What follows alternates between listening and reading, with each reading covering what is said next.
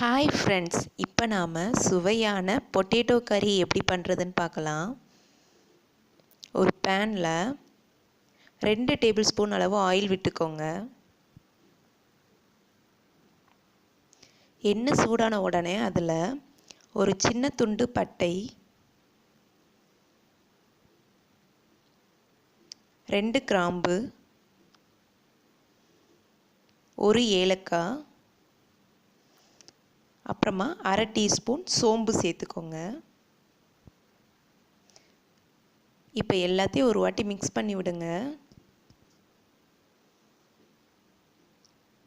இப்போ இதில் கொஞ்சமாக நான் இஞ்சியும் பூண்டையும் சின்ன சின்னதாக கட் பண்ணி வச்சுருக்கேன், அதையும் சேர்த்துக்கோங்க.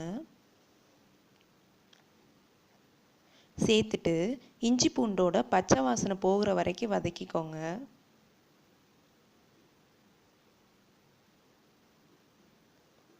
இப்போ இதில் ஒரு பெரிய வெங்காயத்தை சின்ன சின்னதாக கட் பண்ணி வச்சுருக்கேன், அதையும் சேர்த்துக்கிறேன். சேர்த்துட்டு இதை நல்லா மிக்ஸ் பண்ணி விடுங்க. இந்த வெங்காயம் நல்லா பொன்னிறம் ஆகுற வரைக்கும் வதக்கணும், அப்படின்னா தான் நல்லா டேஸ்ட்டாக இருக்கும். இப்போ பாருங்கள், வெங்காயம் நல்லா வதங்கிருச்சு. இந்த ஸ்டேஜ் வந்ததுக்கப்புறமா நாம் தக்காளி சேர்த்துக்கலாம். நான் ஒரு தக்காளியை சின்ன சின்னதாக கட் பண்ணி வச்சுருக்கேன், அதையும் சேர்த்தாச்சு. எல்லாத்தையும் நல்லா மிக்ஸ் பண்ணிடுங்க. தக்காளி நல்லா பேஸ்ட் ஆகுற வரைக்கும் வதக்கணும்.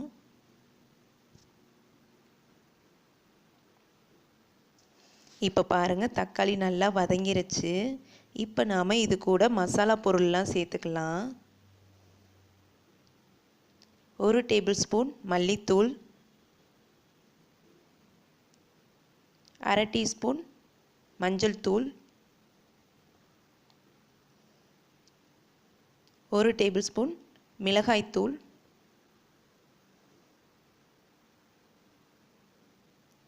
1 டேபிள் ஸ்பூன் கரம் மசாலா. உங்களுக்கு காரம் கம்மியாக வேணும்னா மிளகாய்த்தூள் அரை டீஸ்பூன் மட்டும் சேர்த்துக்கோங்க.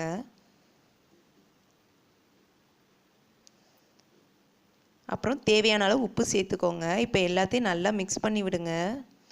மிக்ஸ் பண்ணிவிட்டு இந்த மசாலா பொருள்லாம் எண்ணெயிலே 1 நிமிஷம் வேக விடுங்க.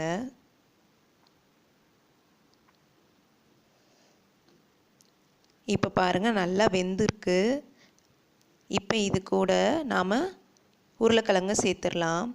நான் ஒரு பெரிய உருளைக்கிழங்கை நல்லா வேக வச்சு அதை பெரிய பெரிய துண்டாக கட் பண்ணி வச்சுருக்கேன்.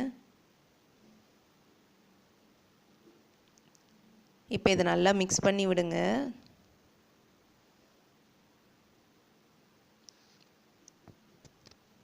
இந்த மாதிரி மிக்ஸ் பண்ணிக்கோங்க. இப்போ இதில் அரை கப் அளவு தண்ணி சேர்த்துக்கோங்க.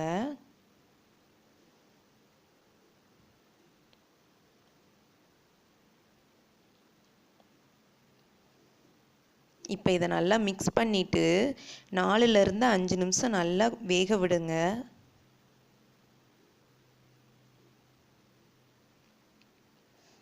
இப்போ 5 மினிட்ஸ்க்கு அப்புறம் பாருங்கள், எண்ணெயெல்லாம் பிரிஞ்சு அருமையாக வந்திருக்கு. பொட்டேட்டோ கறி ரெடி ஆயிருச்சு.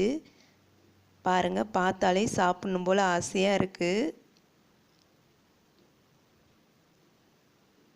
இப்போ இது கூட கடைசியாக கொஞ்சமாக கொத்தமல்லி இலை தூவி விட்டுருங்க. நல்லா மிக்ஸ் பண்ணி விடுங்க. அவ்வளோதாங்க, சிம்பிளாக பொட்டேட்டோ கறி ரெடி ஆயிடுச்சு. இதை பூரி சப்பாத்தியோடு சேர்த்து சாப்பிடுங்க, அருமையாக இருக்கும். இதை நீங்கள் வீட்டில் கண்டிப்பாக ட்ரை பண்ணி பாருங்கள், உங்களுக்கு பிடிக்கும். உங்களுக்கு இந்த டிஷ் பிடிச்சிருந்துச்சின்னா எங்கள் சேனலுக்கு சப்ஸ்கிரைப் பண்ணுங்கள். Thank you friends.